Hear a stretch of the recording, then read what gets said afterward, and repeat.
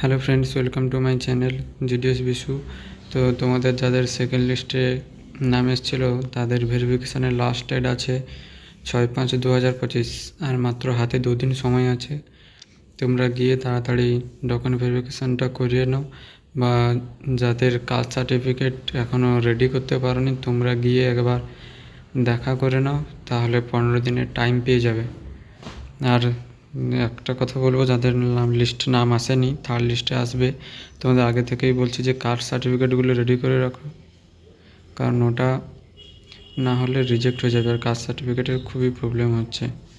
আজকে বলবো যে কবে থার্ড লিস্ট আসবে এবং থার্ড লিস্টের কাট অফ কত যেতে পারে। তো চলো ওটা শুরু করি।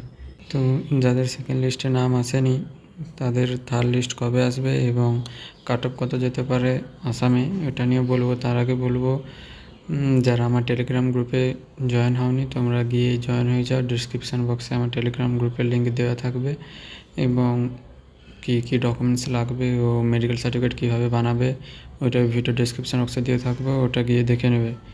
তোমাদের থার্ড লিস্ট আসবে 19শে মে থেকে 24শে মের মধ্যে, 19শে মে থেকে 24শে মের মধ্যে। এবং থার্ড লিস্টে কাট অফ থাকবে আসামে UR 90+, OBC 90+।